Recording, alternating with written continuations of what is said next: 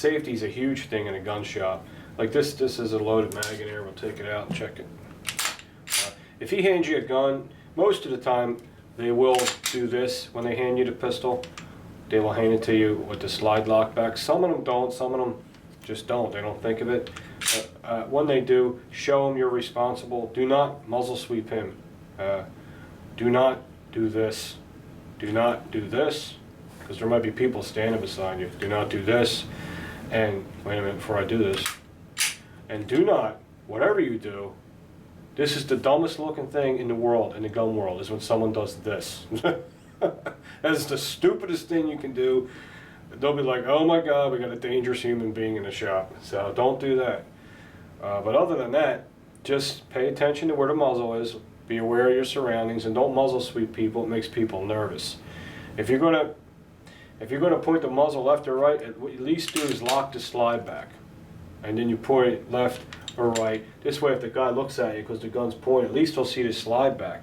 But even if you do that, I swear to God, even if you do that with the slide back, there's people still get nervous and say, yo, don't point that at me, even with this back. So just the best thing to do is just keep it pointed up. There's nobody up, right? And just look at it in that direction. I mean, that's all I can come up with. But this is an awesome pistol. If you don't know anything about Glocks and you're interested in a reliable firearm, you can't go wrong with a Glock. Even if you think they're ugly, they grow on you. They grow on you because they perform well, and they barely ever have a problem, and it makes it beautiful, right? It's just like a chick at a bar. She might look like shit, but after you have a six-pack, she starts looking like an Ed Brown. You know what I'm saying? She might look like a friggin' High Point at 7 o'clock, but around 1 o'clock in the morning, she looks like a fucking Wilson Combat. And then, when you see her perform later, if you get lucky, she might look like a Nighthawk Custom. Seriously though, when you see this perform and how accurate they shoot, they become beautiful. Seriously, they really do. Okay, here's a 1911. 1911s are expensive. You gotta watch how you handle 1911s. Gun shop owners don't like reckless people handling their 1911s. They don't like people dry firing them. They don't like people, just being rough with them. Of course, always check. We're doing that for us. If you're looking at a 1911, if I look at a 1911, the most important thing in the world to me is the trigger. How's the trigger break, where the trigger breaks, how it feels, how it breaks. I will not buy a 1911 unless I can pull that trigger. So what I will do is ask permission, say, wow, this is nice, how much? This one's about 800 bucks. So that's pretty good for a Colt. Usually a Colt's about 1,000.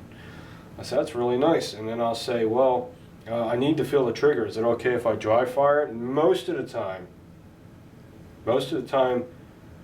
the clerk will say, yeah, go ahead. Just don't do it over and over. You can dry fire it once. So I'll cock the hammer, hold the gun in a safe position. A lot of people point it at the floor. They do this. They'll point it at the floor. I have a high desk up here, so I can't pretend I'm pointing it down at the floor where no one's around, and they take aim and pull the trigger very slowly, and want to feel the trigger pull. Wow, that's got an awesome trigger pull. Man, this is going to shoot awesome. And then I'll check the internals out, and that's it. When you hand the pistol back and forth, try to hand it to them in a respectful way. Don't point it at them and hand it like this. It's even though they know it's unloaded and all, they're automatically going to do this, and then you're going to feel like an idiot because you're going to think, oh man, they think I'm dangerous. Shit. And you don't want that impression. First impressions. Then when you come in again, they're going to whisper to their friends, you want to take care of this guy? And the guy's going to say, no, you take care of him. He's dangerous. You don't want to get a reputation like that. So just, this video might help all that nonsense. Guns are touchy things, man. They're weapons to destroy people. And they keep your family protected, and they save lives, but they destroy humans. That's what they do. And don't point it at people. Just really try to keep your finger out of the trigger guard. And when you're looking at it, let them see your finger right along the side like that. That's a real indication that they'll say, he has experience. Most experienced gun owners, when they handle a pistol, you'll always see their their finger riding on the side of the frame. Even with a rifle, an AR, they'll always have their finger riding on the side of the frame. You'll never see this.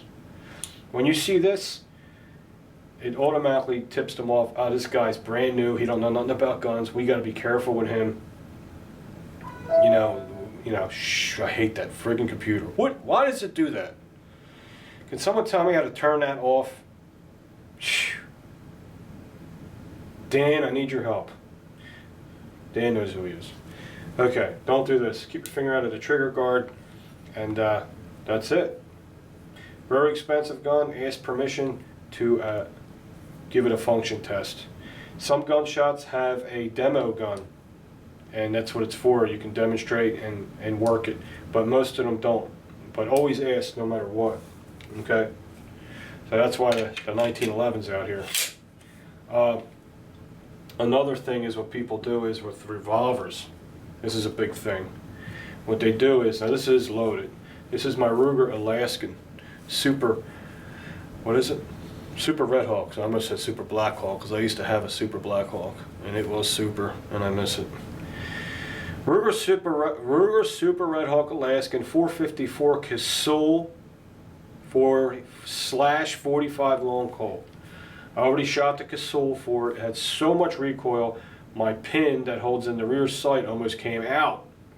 So I saturated the pin in the hole with alcohol because alcohol degreases.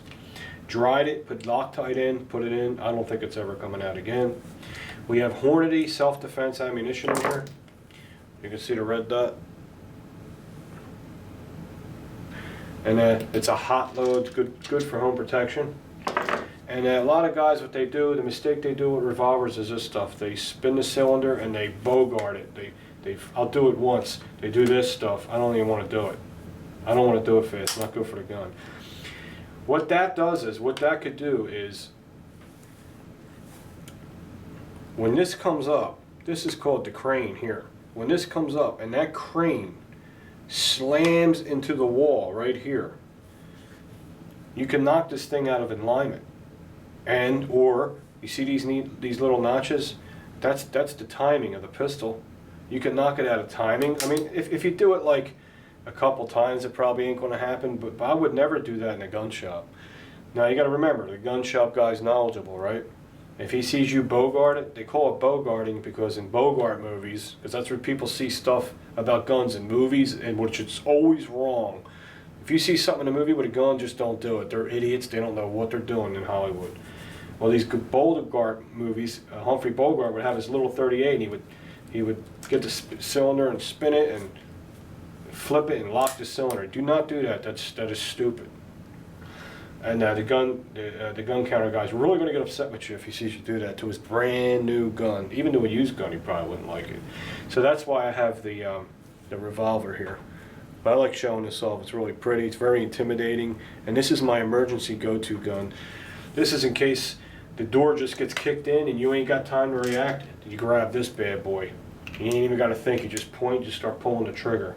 This holds 6, and that's good. It's a 6 shooter. Okay. All right. Now I have this revolver. This is a Cowboy Gun. And here's what you don't do with the Cowboy Guns, in my opinion. You don't do this. Let's make sure she's safe. And he is. Don't do this. I'll do it to mine because mine's already used and it already has a mark on it.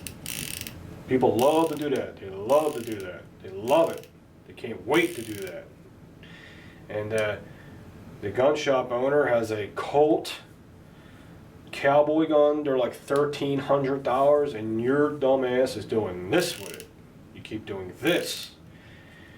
And the guy behind the counter is choking on his donut, saying, "Yo, you gonna buy that gun?" "No." "Can you please not do that?" "Why?" "This is why."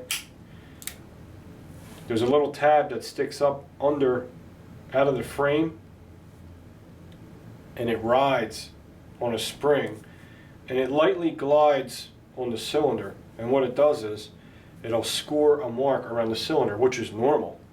But you can't sell a gun brand new if it has a score around it. You know what I'm saying? I don't know if you could see it, but mine has a score around it. I don't know if you can see that.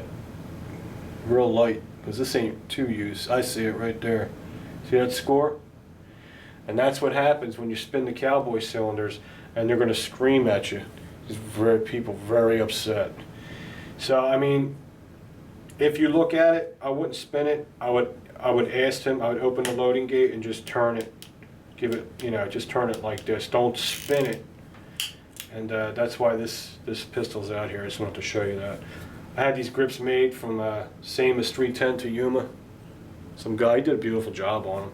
This was supposed to be an all black gun with these grips, but I got the stainless one. If I ever do get a black one, I might get the 3-inch barrel. It's like this much shorter with the bird head. Oh, God, they're beautiful. Oil the Gun's got them. But he has them in stainless with the bird head grips. Man, they are sweet. But that's the cowboy gun, and that's what you don't do. That's all. It's just basic stuff. Don't want to see anyone get yelled at. Here's a Beretta M9. I got this out here because I just like to show it because I haven't shown it in a while. People are asking me if I got rid of it. No, I did not get rid of it. It's still here. This is my M9. I used to have the FS. And same fundamentals with this. All the other guns, just I try to be cautious. And not upset people too much. If you're looking for a Beretta M9, try to say a Beretta M9 or a Beretta FS. They'll ease up on you if they know you have a little knowledge. They'll be more comfortable with you. They won't be so nervous. Because people that are inexperienced make gun counter guys very nervous, which is normal. I'd be nervous too. I know none of the guns are loaded, but that's where mistakes happen. Inexperience, so it makes them nervous. So try to go in there with a little knowledge, and it makes them relax, and they'll treat you better. They'll treat you better. Period. That's it. Now, if you go in not knowing anything, and like a lot of guys will, last time I did this video, they said this video is stupid. It ain't my fault. I don't know nothing about guns. I'm going to go in there not knowing nothing. That's fine. I'm just trying to help you. Be in a more relaxed and confident environment for you, so you make you feel better. That's all this video is for. So just if you could just follow them stupid little things I showed you, you'll have a lot more easier time in the gun store. And when you come back, they'll smile at you when you come back, because they'll start to like you. You know. So whatever. All right, this video is getting too long. I hope this helped. You know, I've been getting this request for so long. I finally got around to it, and I keep getting requests. Show how to ghost load a shotgun again. We'll do that next video. I'll write it down so I don't forget. All right, guys. Hope this helped you out. See you soon.